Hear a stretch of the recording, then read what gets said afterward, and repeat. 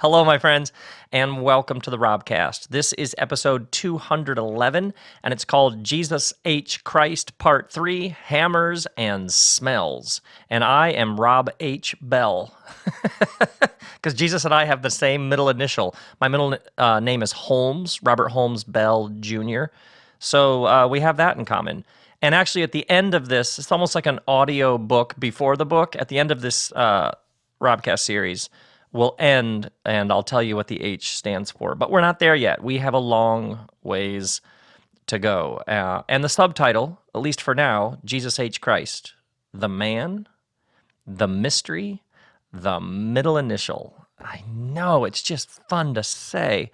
Tour, the tour rolls on. The Holy Shift tour rolls on. Pete Rollins is opening. Next up, Nashville and Atlanta. We're coming your way in the middle of October, and as far as I know, there are still a few tickets for both of those cities, and there's some spots left for the two-day event here in November at the Improv.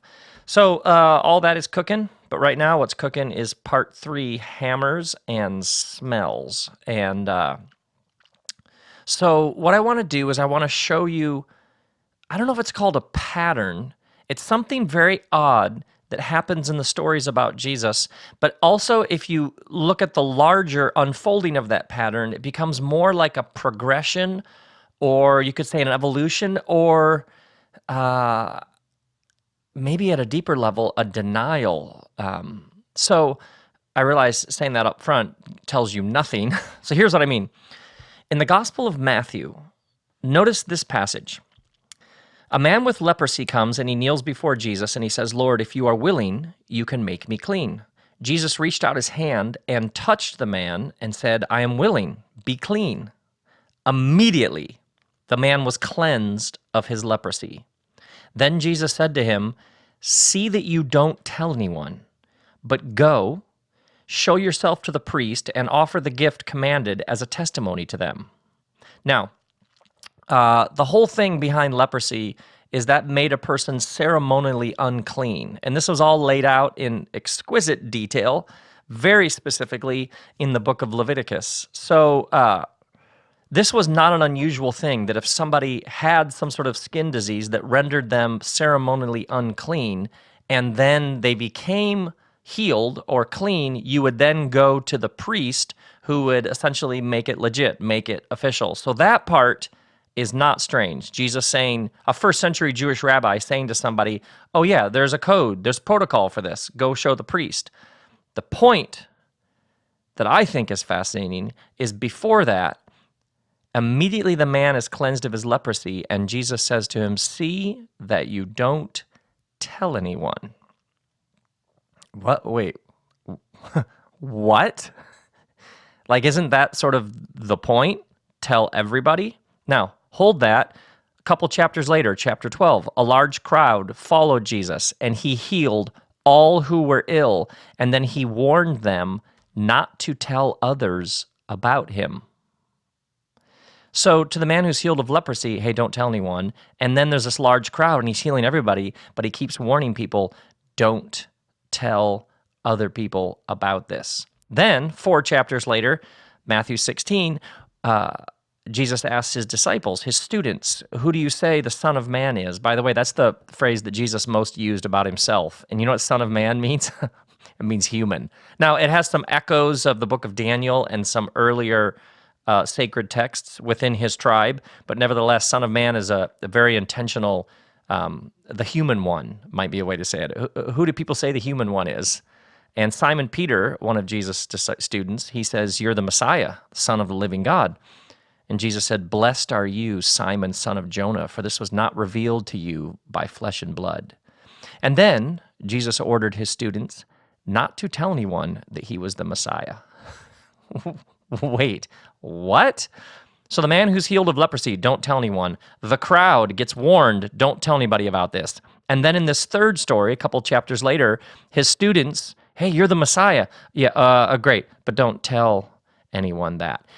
isn't that the point of saving the world, of being the Messiah, that everybody gets told about this? Then chapter 17, he picks a couple of his students, sort of the inner circle of his students, and he takes them up on a mountain, and he's transfigured before them. Essentially, they have almost like an out-of-body mystical experience in which Moses and Elijah, sort of the giants of their tradition, appear to them. They have like a Burning Man, altered state experience of transcendent joy and revelation, might be one way to put it. And this happens up on a mountain, and then he brings them down the mountain. As they're coming down the mountain, Jesus instructs his students, don't tell anyone what you have seen until the Son of Man, a reference to himself, has been raised from the dead. So when he heals people, he tells them, hey, don't tell anybody. When he heals all these people in a crowd, hey, whatever you do, don't spread the word about this. When his disciples say, we think you're the Messiah, he says, don't tell anybody.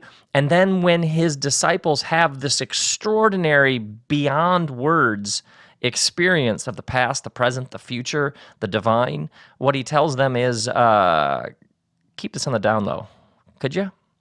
It's like if you're a disciple, you've just had your mind blown. What?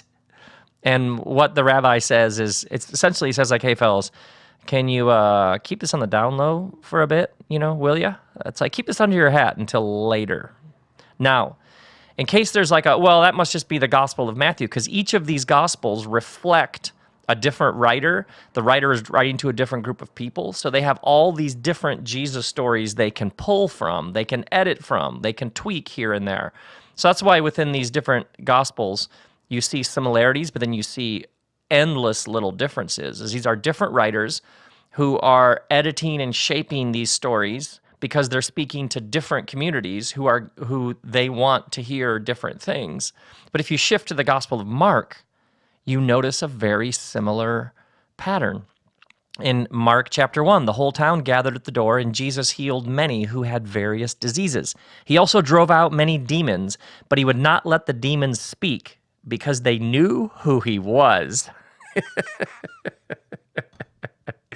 Oh, I love it. By the way, you can do it. We probably should do a whole episode just on the fact that throughout the Gospels, lots and lots of people are completely confused about who Jesus is. They think he's a glutton, a drunkard. They think he's demon-possessed. But the one group that always is like, you're Jesus the Christ, etc., is demons. They're clear. They're very clear on who he is.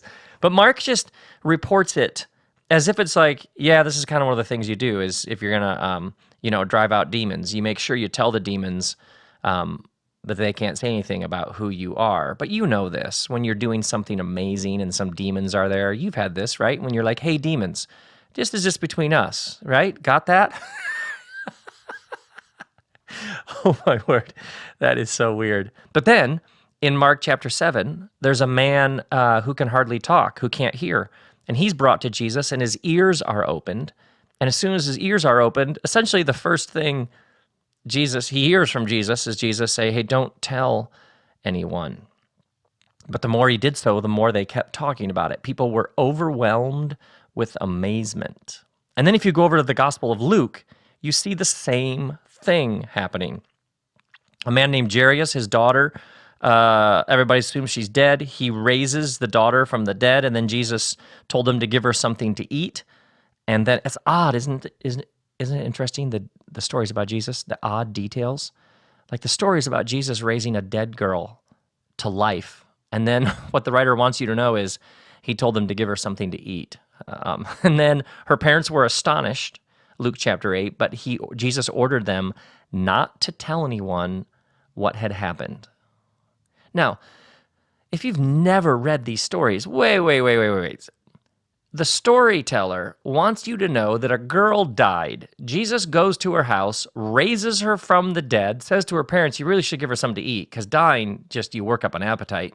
And then the thing he says to the family is, make sure no one knows what happened here. So you get these words about how people are responding to him. They're amazed, they're astonished, they're overwhelmed, they praised him. But then what we get from Jesus H. Christ, what he does again and again and again across the Gospels, is he does something like this, something miraculous, something extraordinary, a sign of the divine. And then he says essentially, keep this on the down low. He warns them, keep this to yourself, don't tell anyone. This is an odd way to start a movement. Would you agree? Because that's the point here, right? This is the story that is told to, what would you say, compel us, convict us, convince us that this is Jesus Christ, the Messiah, the Savior. He's come to save the world, but apparently he doesn't want anybody to know about it. If he's the Messiah, why, when the disciples, their eyes are opened, okay, we believe you're the Messiah. Just, okay, that's great. Just don't tell anybody. If you've come to fix everything that's broken, if you've come to spread the word, then why do you see this repeated pattern where he does something, it blows people's minds, and then he says, just keep this to yourself?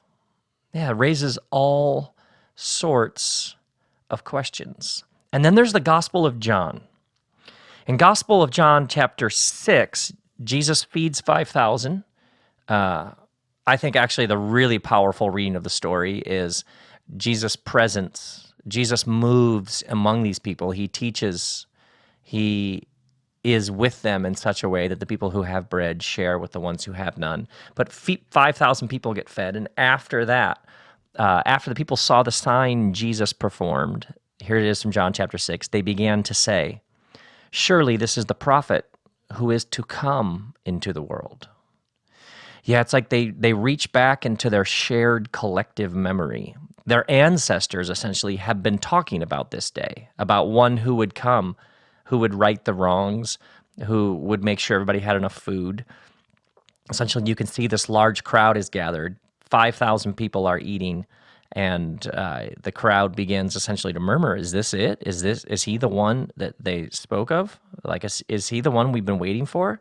And the line John gives you is, surely he is. So there's this growing conviction. Our people have been anticipating this moment, and now it's arrived.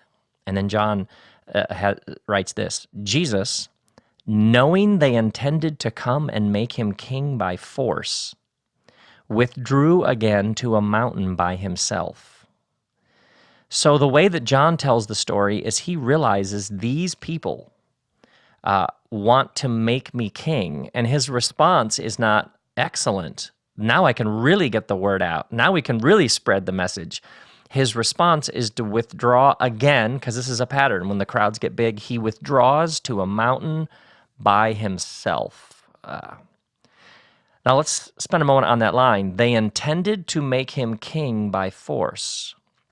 There's a way that this story wants to go, a very conventional way. You gather a crowd, you become well-known, rumors spread about how amazing you are, and people say, we need a king, we need a leader.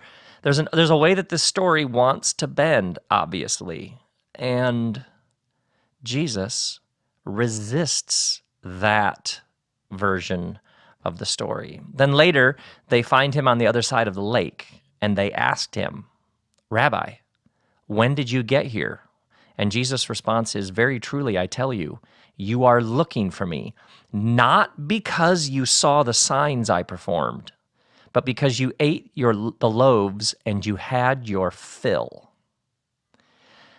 So this begins to pull back a bit of the curtain on what's going on here, because there's this pattern, don't tell anyone, don't tell anyone. A crowd gathers, don't tell anyone, keep this to yourselves, wait for later before you tell people. And then you get this line in John 6.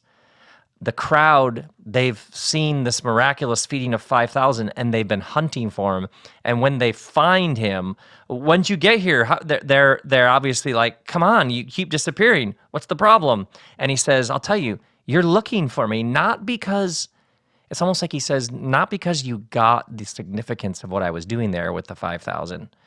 You did it because you ate and you had your fill. You're not trying to find me because of the food. And then he adds this line, do not work for food that spoils, but for food that endures to eternal life, which the Son of Man will give you. Now, by the way, the phrase eternal life, that was a first century phrase, olam abba, life in the age to come.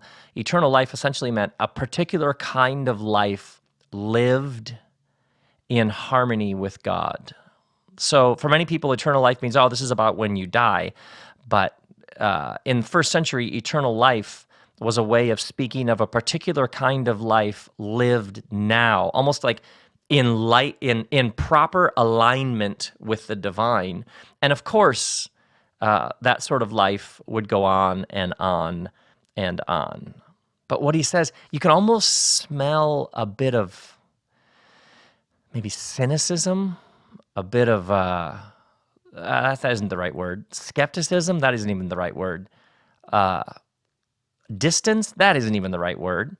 But he's like, you people saw the miracle, and so you're coming after me.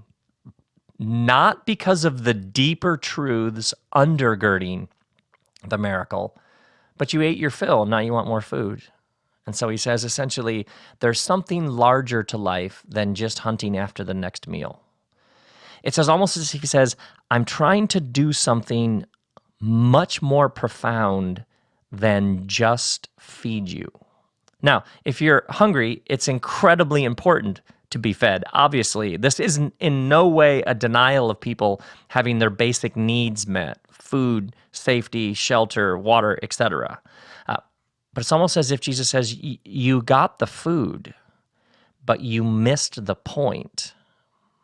Or another way, perhaps, what he's saying is, you can eat the loaves, and yet your heart remains exactly how it was.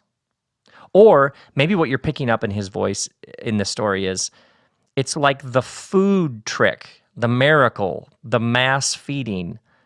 It's like it got in the way of the real thing he's trying to do.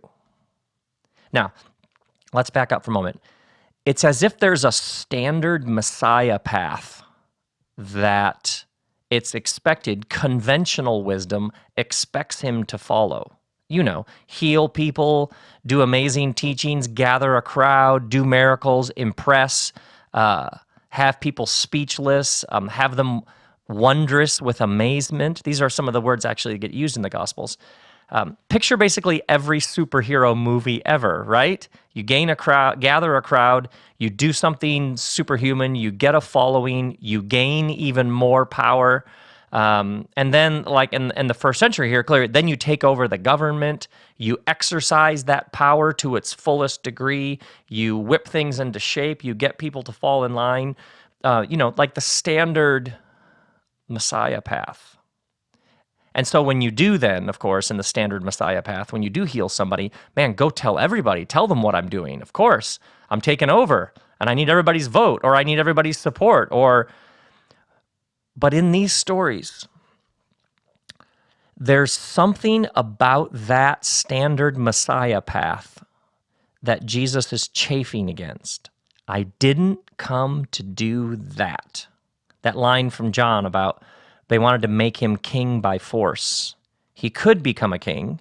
He could accumulate and wield a tremendous amount of power. But without one person actually being transformed, they might be the same people. They would just have a different, better, kinder, less violent king. You see the tension here, right? You do something miraculous and you draw a crowd, but you don't know why the crowd is with you. Why are they following you? Do they get the significance of the thing you're doing? Am I really helping them?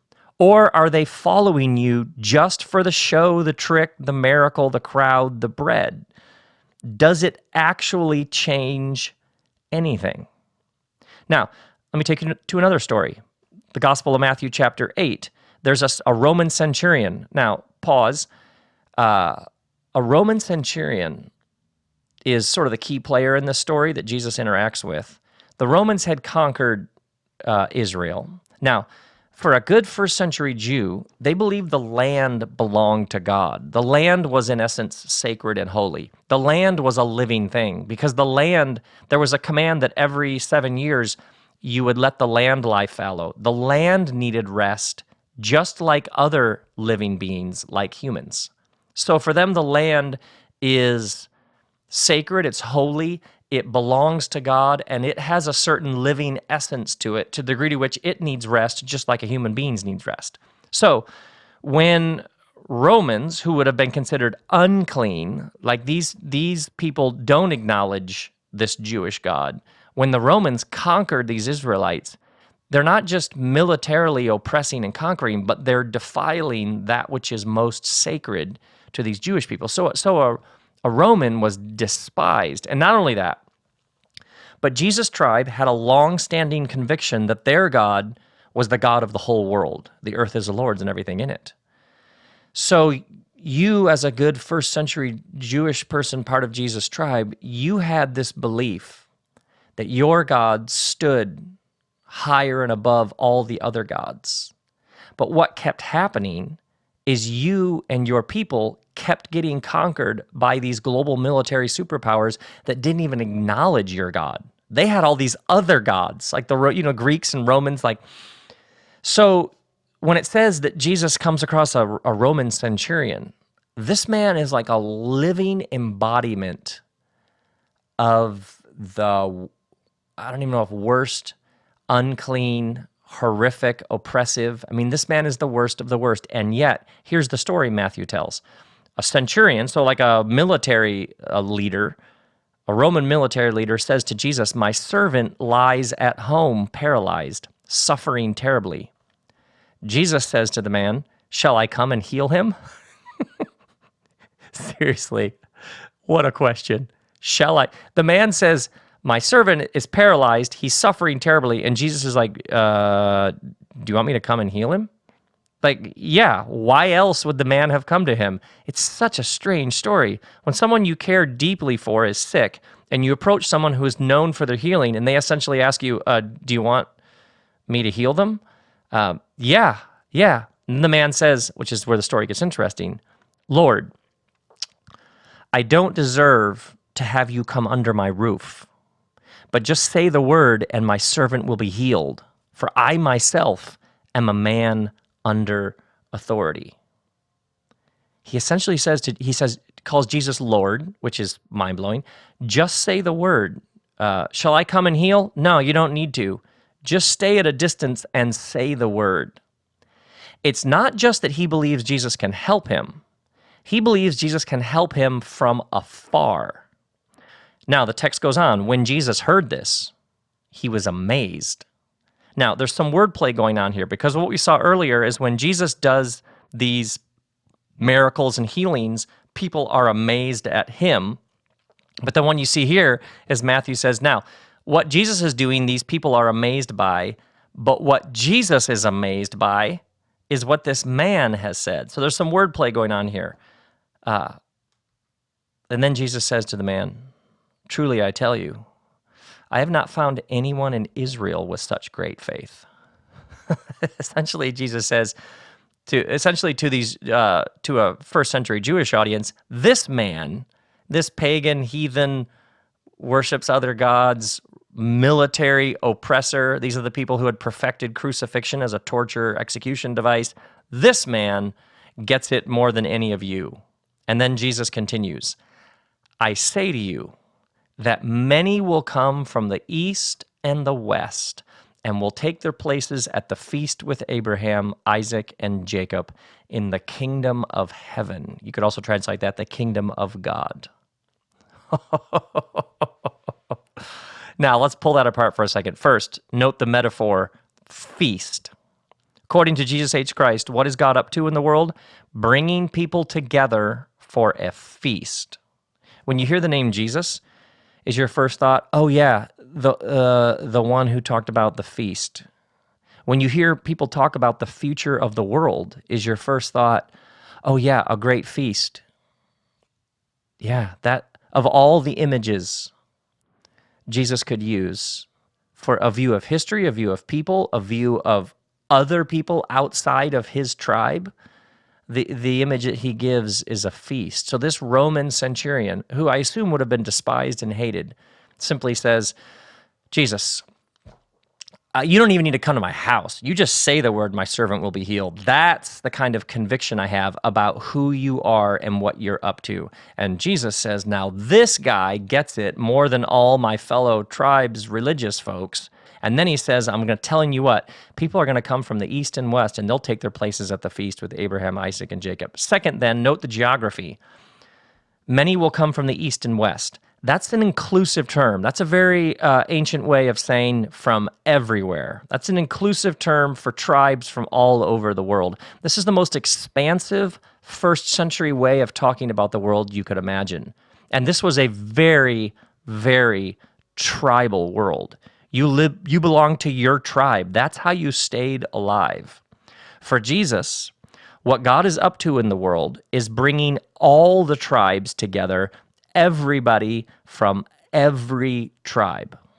Yeah, that's what he thinks is happening. Third, notice what he says next. But the subjects of the kingdom, essentially the people who think they're on the inside, they'll be thrown outside into the darkness where there will be weeping and gnashing of teeth. It's as if he says God is throwing a party, and people from all different backgrounds, from all sorts of geographic places, from all sorts of different tribes.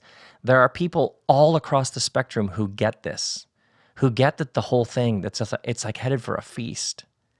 And there are people who see themselves as the gatekeepers who are in.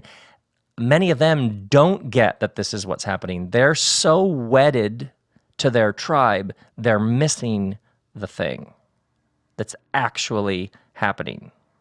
And then Jesus says to the fellow, go and let it be done just as you believed it would. So he says, yeah, good, your servant's taken care of. Essentially, Jesus comes to announce a new way of ordering things. He keeps talking about a kingdom that's here, now, at hand, and it's open to everyone. You're Roman, you're a soldier, you're an oppressor, you're a pagan, heathen, godless, you have other gods. Come on in. Now, the reason why I take you through that story of the centurion is at the center of the interaction between Jesus and the centurion is, do you want me to come and heal your servant? What do you think is going on here with me? Or earlier, when he says to his student Simon Peter, who do people say that I am? It's like in each case, Jesus is trying to discern what is going on inside the person. It's like he's looking for what's in the heart. And the centurion, whatever it is Jesus is looking for, he sees it in the centurion. The centurion, what do you say? He gets it, he sees it, he feels it, he knows it, he believes it. Something has taken hold. It's as if Jesus is saying, are you with me here? What is in you?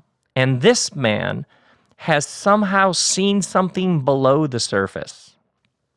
Something has taken root in his heart.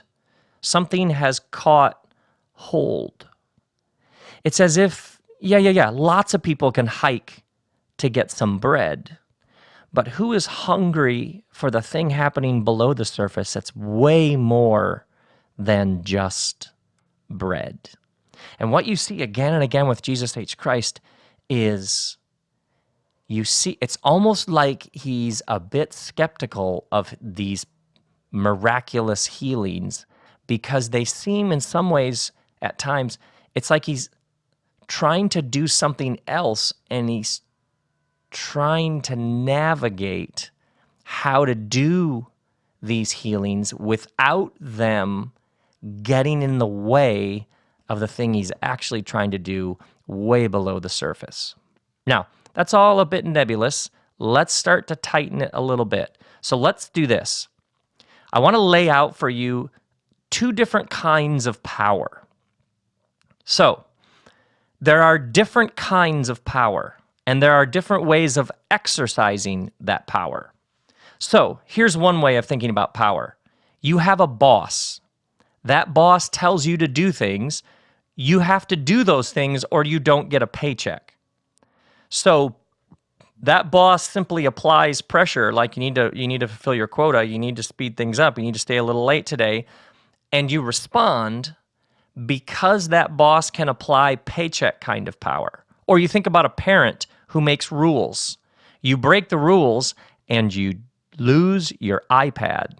You break the rules and now there's going to be an earlier curfew. You break the rules and you don't get your allowance that week. Or TSA. And I've been on a few planes this year. TSA have this tremendous power to simply say to you, no, you don't get to get on an airplane. So you're taking off belts and shoes and clothing.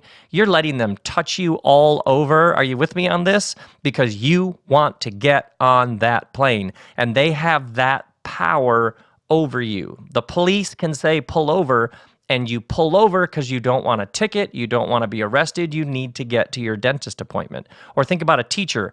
A teacher has a particular kind of power because if you don't do it well, the teacher can grade you down, or the teacher could send you to the principal's office. So there's institutional power, hierarchical power, authority, like civic authority kind of power, government authority power. There's raw physical force power. Like whoever has the biggest weapon can get people to do things. Somebody who's physically stronger than somebody else can often get them to do things simply based on physical strength. The nation that has more bombs can often get a smaller nation with not the same firepower to submit to whatever it is they want them to do. Or you think about blackmail power. Do this for me or I will go public and I'll tell everybody the truth about you. Now, this kind of power, it works in a fairly straightforward way. You apply this power, it's almost like you just push the lever, whatever it is, and you get people to do things. It's positional power. I get you to do this because I'm higher up the organizational chart than you are. I get the people to do this because I have the title. You get them to do it because you have the weapons. And you can get people to do all kinds of things with this kind of exercise of power. You could threaten someone with firing them. You can incentivize people. You can motivate them. You can withhold rewards. You can get an extraordinary amount of things done in the world with this kind of power. But the thing about this exercise of power is you can get people to do all kinds of things, good things, helpful things, fix school systems, feed the hungry. People can do all kinds of things because of the exercise of this kind of power in the world, but it can be done without ever reaching a person's heart. You can be extraordinarily effective without knowing what's happening deep in the person's spirit, essence, will. You can accomplish a fantastic amount of things without ever touching the heart. So there's that kind of power. But then there's another kind of power. Now, some have called these two kinds of power right-handed power and left-handed power. What I just laid out for you, you could call that right-handed power as opposed to left-handed power. And by the way, one of my favorite writers, Robert Farrar Capon, C-A-P-O-N, or is it Capone, has done some fantastic writing on this difference between right and left-handed power. I call it the difference between a hammer and a smell. Hammers and smells. Hammer power, smell power. Here's what I mean. When I was 19 years old, I went to the Aragon Ballroom. I think it was like a Tuesday night in 1989, and I saw the Australian band Midnight Oil. I can't, if you're not a Midnight Oil fan, help me help you. I had been a bit familiar with Midnight Oil. They had just released their Diesel and Dust album, right? How can we dance when the earth is turning? How can we dance where our beds are? How can we sleep while our beds are burning? Are you with me on this? And I mean, I was like that incredibly impressionable 19-year-old. And the Aragon Ballroom, my friends and I, we all got our tickets that were like $12 or something. And Midnight Oil took the stage and completely blew the roof off the place. And they have always been this band with a, let's call it a firm moral center. It was this music, it was so thunderous and vibrant and pulsing, and it was about environmental degradation, and it was about the violation of Aboriginal rights, and it was about what's wrong in the world, the need to stand up and say something, make some noise. So it was activism, it was protest, it was raising a holy ruckus in the face of the world's injustice. But it was also pure joy. This band, and actually they reunited recently, and I just saw them last year, and they're as fantastic as ever. Peter Garrett, the singer, is still on my list of favorite people ever to walk the earth. But I had seen righteous anger and activism and shaking your fists at oppressive systems. I had seen that, and I had seen joy. I had seen the beautiful thing that music can do. But to see those two together, that you could be calling out the system, you could be speaking truth to power, you could be raising a holy ruckus against injustice, but you could be doing it from a place of joy, from a place of overflowing creation. It was almost like at 19, I was like, wait, those two can coexist? You can subvert the system and laugh at the same time? You can invite people to see things in a whole new way and be smiling when you do it. I hadn't seen those two in the same place at the same time before. Something within me took root. Something opened up. It was like, wait, this is possible? You can be fierce and generous. You can be righteously pissed off and be warm and kind and welcoming. You can make a serious, joyous noise and be rooted in deep, deep frustration and anger with how things aren't how they're supposed to be. Those two can happen at the same time. Nobody was forcing me or coercing me to do anything. I wasn't there because I was getting points for it. I was there because my friends had said, we have to go see Midnight Oil. And yet, it took me in. There was a chance that I would walk out of that show exactly the same person that I was when I walked in. That can always happen, but that didn't happen. I saw something so compelling, and I couldn't unsee it. That's the other kind of power. That's not right-handed power, that's left-handed power. That's not a hammer, that's a smell. Here's what I mean. A hammer works in a very straightforward way. You apply force to the nail, and when you apply force to the nail using the blunt instrument of the hammer, the nail goes in to the wood. Yes, baby? I'm starving. What do you want to eat? I don't know. Banana chip muffin. Yeah, have one of those. Fantastic. All right. Apparently my daughter's starving, but she's going to have a banana chip muffin, and that's how that's going to go. Okay, I have no idea where I was. Yeah. A hammer works in a very straightforward way. Right-handed power works in a very straightforward way. You apply the power and you get results. A hammer, as opposed to a smell, you smell something. You smell a bread, you smell a food that you've never had before, and suddenly you're hungry for something. Sometimes you're hungry for something that you didn't previously know existed. You get a whiff of a new way of seeing the world, and you want more, and now you can't imagine that you ever saw it any other way. It's like left-handed power. It's like a smells, that kind of power. It comes in through the side door. It sneaks up on you. It comes in the quiet. It isn't the straightforward exercise of authority and institutional leverage and paychecks and rules and rewards and punishments. It comes in, it wafts in through the open window. You're like, what's that? And you go in pursuit of it. And something takes root, and you're never the same again. Now let's go back to the centurion, because this centurion's under the authority of a particular kind of kingdom. He's living as a Roman centurion within a particular ordering of the world. The violent win, the application of coercive military force to conquer everybody in your way.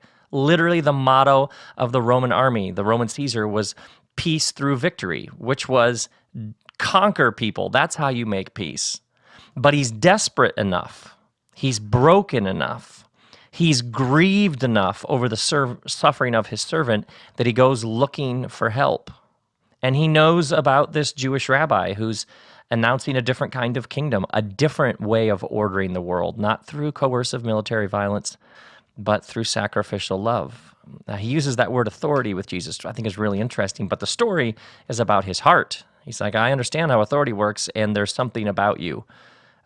There's something about you that I understand. There's something else going on here. It's like, I know it when I see it. This is more than just a trick or a miracle or an impressive display. This is about some other way of ordering the world. There's something more going on here.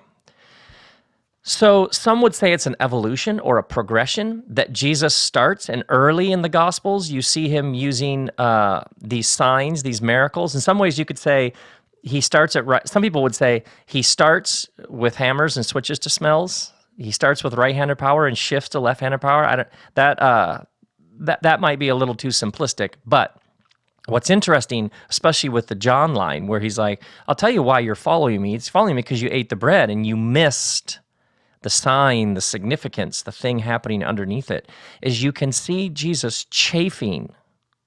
He's chafing against the conventional Messiah path, which is hammer power, right-handed power. He's doing something else. Notice this, the Gospel of Matthew chapter 13. Jesus went out of the house and sat by the lake. Such large crowds gathered around him that he got into a boat, and he sat in it while all the people stood on the shore. And then he told them many things in parables. Well, what's a parable? A parable is a story. The word parable literally means to place beside. So you take something that people are familiar with, and you place it beside something they aren't familiar with, and you essentially say, it's like this. And so he's going out and he's telling these stories about a different way of ordering the world, an unconventional, post-conventional, alternative wisdom way of seeing the world. So he's essentially saying, you know this, that's what this new kingdom, this new realm of the divine is like. One of the stories he tells, one of the parables, a farmer went out to sow his seed. As he was scattering the seed, some fell along the path and the birds came and ate it up. Some found fertile ground. Why this parable? Well, in essence, that's him. He's tossing seeds out, and some people see it, they feel it, they grasp it, they want more, and some people are like rocky ground. They're like the path that the seed, the birds came and ate it up. Then he told them another parable. The kingdom of heaven is like a mustard seed, which a man took and planted in his field. Though it's the smallest of all seeds, yet when it grows, it is the largest of garden plants. And then he tells another one. The kingdom of heaven, I'll tell you what it's like. I'll tell you what this thing that I'm doing is like. It's like yeast that a woman took and mixed until it worked all through the dough. Now, seeds and yeast work in very specific ways. They start small, and then they grow. They fall on seeds fall on a certain kind of fertile soil. You have to be ready. You have to be open. You have to be broken in all the right ways. You have to be in the right time, and you have to be in the right place, in the right space. Think about the moments when you experienced left-handed power. You experienced something coming in the side door. You experienced, you took a whiff of something. There was a smell that made you hungry for something that you previously didn't even know existed. Maybe you were just bored enough, you were curious, you were broken. Maybe the other thing that you were in simply didn't work anymore. Maybe you were lost enough. Maybe you were confused enough. Maybe you were open enough. Maybe you were just dissatisfied enough with the current system that when the seed came your way, when you smelled it, you went, oh, that's so much better. It was exactly what you needed to hear. A seed takes root. A yeast gets mixed in and spreads. Seeds and yeast take a while. That's the thing about hammer power, right-handed power. It can often be very quick. You apply power and the nail goes into the wood. You tell everybody to work harder or they won't get their paychecks Friday, that sort of thing. That kind of power can actually be very effective and it can work very quickly and efficiently. Seeds and yeast take a while. They're relatively slow. They demand extraordinary patience. Feeding 5,000, that's loud and fast and intense. There's a huge crowd. Everybody can see it. It's right out in the open. And instantly people have the bread and the response is right there. But what you see here, it's as if as the Gospels progress, Jesus H. Christ has a bit of more and more and more, he's less interested in the large crowds. It's like he knows, yeah, there might be a large crowd, but only a few of them actually are tuned in to what I'm doing here. Yeah, they came for the show and they had their fill, but there's another kind of bread. There's another kind of filling. But seeds, you literally bury seeds. They disappear for a while. And then they humbly, quietly, tentatively make their way up out of the earth. Yeast is just little specks. You throw it into a big pile of dough, you toss them in and they essentially vanish, but then they gradually work their way all the way through the dough until they have radically transformed the dough into something else. Interesting, the images he uses in these parables. It's quieter. It demands more patience. Essentially, it comes in the back door. It's hard at first to even tell if the seeds and yeast have been effective. Yeah, it's like there's this standard Messiah, how you save the world path that he keeps chafing against, right-handed power, because he's going for left-handed power. It's essentially like he's playing a different game. Or in the Gospel of John 12, he says, I tell you, unless a kernel of wheat falls to the ground and dies, it remains only a single seed. But if it dies, man, it produces many seeds. Here's the thing about hammers. You can only go one nail at a time. But, man, if you're baking bread, who knows where those beautiful smells are going to travel and who's going to say, oh, man, suddenly I'm hungry. Think about those moments when you woke up just a bit. Think about those times when everything tilted in a new direction. It usually comes in the side door, doesn't it? You get wooed, seduced, won over. We hear some new idea. We see some possibility that we previously didn't even know existed. And now you can't stop thinking about it. Sometimes it takes hold in such a way that you can't believe you used to see things any other way. It opens up something within you. You get a taste, and now you can't untaste. Something deep within you shifts, and now there's no going back. So at first, you can see Jesus on the fairly standard Messiah path, and yet he's chafing against it, and then it begins to morph. He says things to disciples like, do you get it? Are you still so dull? He pulls them aside and asks them, like, help me, interpret this. Did you see it? Did you get it? It's as if he's trying to infect his students with a whole new way of seeing the world. And it's going to take time, and it's frustrating. That line when he says to them, are you still so dull? It's taking time to catch on. The last night after they have their final supper, the Last Supper, there's even this moment when the disciples keep falling asleep. You're like, it's perfect. They keep falling asleep, and he's trying to get them to wake up. Think about being a parent.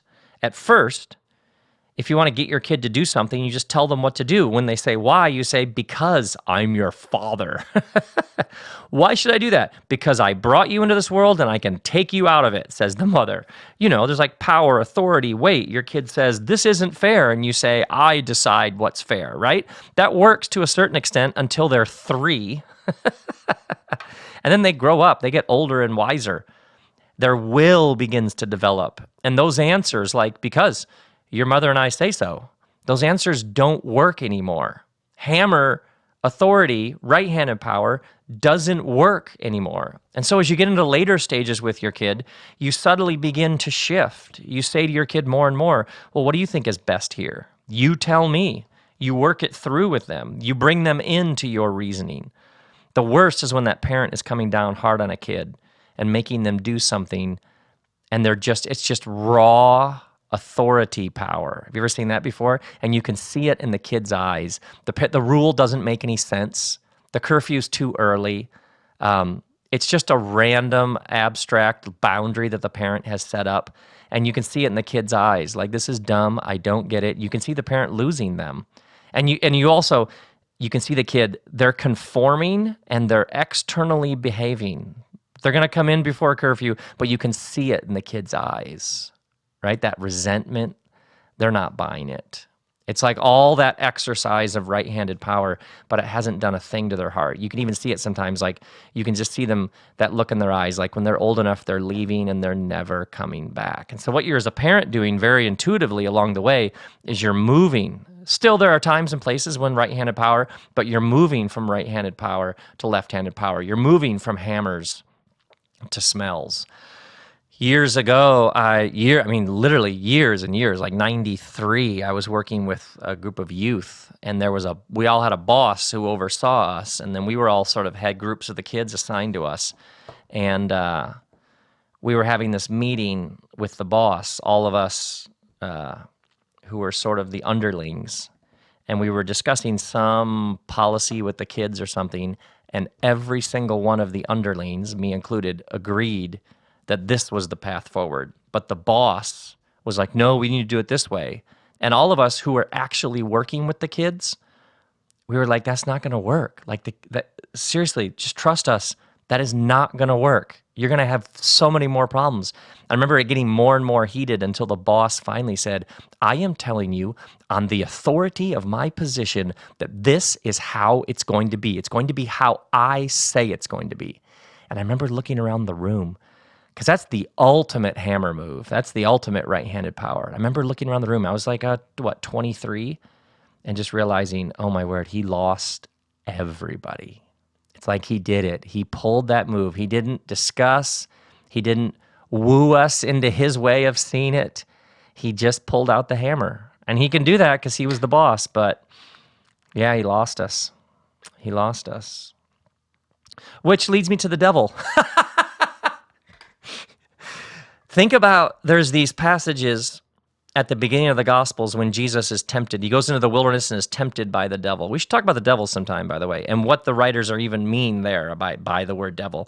But there are these stories where the devil tempts Jesus. He tempts him to turn this stone into bread. He tempts him to throw himself down. He tempts him to bow down and worship me. And there's all sorts of ways to read the temptation in the wilderness.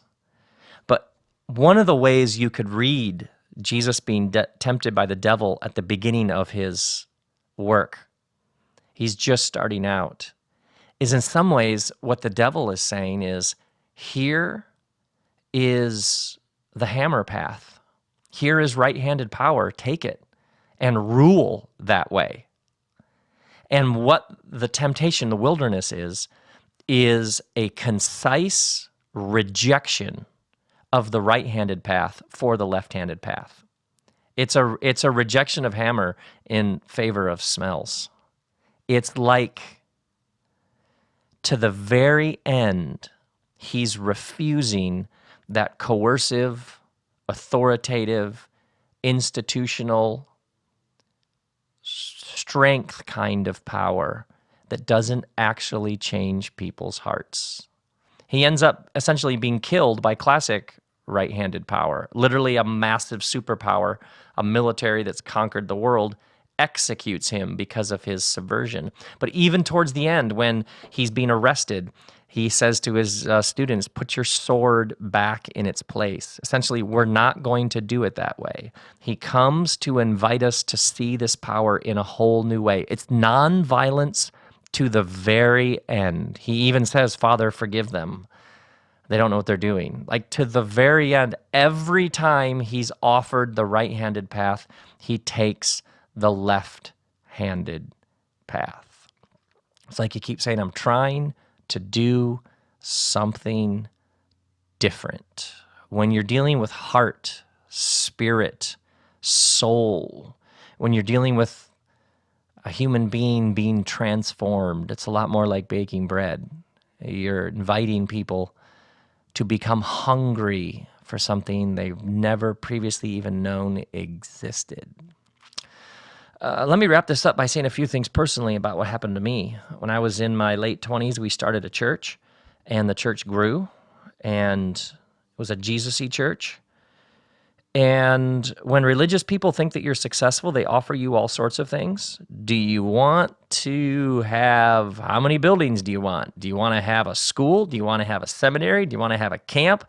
Do you want to have a training center? What would you like? Would you like this piece of land to build something? Like, people offer you all kinds of things when they think that, in the religious world, when they think that you're successful. I could tell you stories. And I also noticed early on how many people, there were a number of voices that were like, just tell people, just tell them what to think, tell them what to believe, tell them what to read, tell them what not to do.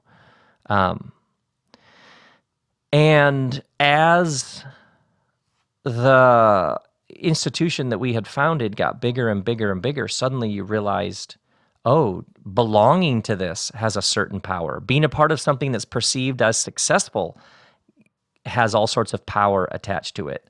Being in the position I'm in as the founder means I can say this, I can do this, I could tell people to do this, and they would do it.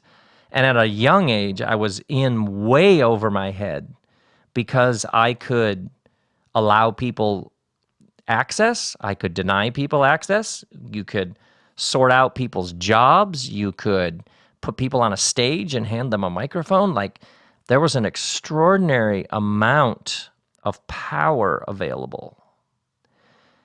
But what I began to see, and especially the kind of power to sort it out for people, tell them what to think, tell them what to believe, this is right, this is wrong, read this, don't read that.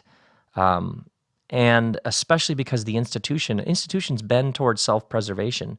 The numerous invitations to use that power to make the institution stronger, bigger, more money coming in. And to be honest with you, I mean, it feels like another lifetime ago. It was like 20 years ago, 19 years ago, 18 years ago. To be honest with you, it was like I had this, I don't know, this radar, this like alarm within me that just kept saying, no, no, no, no, no. And what I realized is that with a big institution, with all that possible power floating around, I realized that it was easy to encroach on that elusive and yet potent possibility that people might actually have their own experience that would shape them and captivate them and lure them into new ways of living and moving in the world. I realized that I was trying to do something else. I didn't have any of the language. I didn't have any hammers and smells, right and left-hand power. I just knew I was trying to do something else. I felt like sometimes I was trying to set a table for whoever wanted to come to a feast. And then, of course, I began to realize, oh, that's exactly what's happening here in the Gospels. I realized at some level I was trying to infect people. I was trying to infect them with something, with some sort of virus that would shift the whole thing. Yeah, and the thing I noticed is that the other kind of power, hammer power, you can get so many results. You can make people feel guilty. You can make people feel in or out. You can rack up incredible, what looks like success. You can claim numbers. Look how many people came. Look how many people did this. Look how many people we fed. Look how many people we helped. You can get really efficient. There are all these little subtle ways you can build a nice little kingdom. And Kristen and I remember having discussions. We'd be like, what is this thing? We're literally like 30 or 31. We're so in over our heads. But I remember we would have these long discussions where we just kept saying, we're trying to do something different than this. We're not trying to build something that's big and has all these outward external signs of success and accomplishment. I remember we're trying to raise people's consciousness. We're trying to tilt their worldview. We're trying to set a table that'll give them something new to sit down and talk about and feast on. Yeah, I remember thinking, I'm actually trying to come in the side door. I'm trying to help people hear those whispers and longings that Spirit is always on the move, always nudging us, always talking to us. This is probably why you're inherently suspicious of big religious things, especially when religious movements and political movements get like you're either with us and with Jesus or not, that sort of thing, take this country back. I think you're suspicious because you intuitively know that Jesus came to do it differently and that every step of the way he rejects the hammer. He rejects the right-handed power. At every juncture, he's telling people to drop their swords because there's another way to do it. Yeah, he comes to plant seeds. He comes to mix in a bit of yeast, and it takes a while. And then one day you wake up and you realize you're a totally different person. You wake up and realize that you've been captivated and it's changed your entire outlook. You have new values. You don't move in the world like you used to. Yeah, it's almost like it's snuck up on you.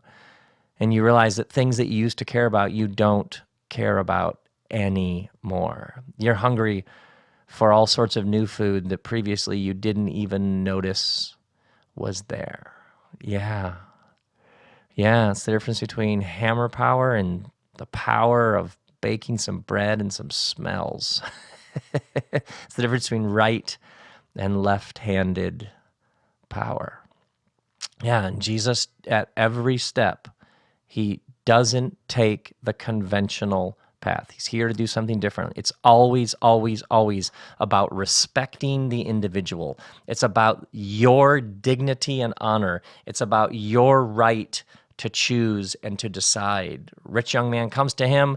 He says, sell all your stuff. And the man's like, I can't do that, walks away. And Jesus lets him walk away. It has the utmost respect for a human being and the dignity and honor of a human being and your right to choose. He never, ever obscures that or steps on that or interferes in that.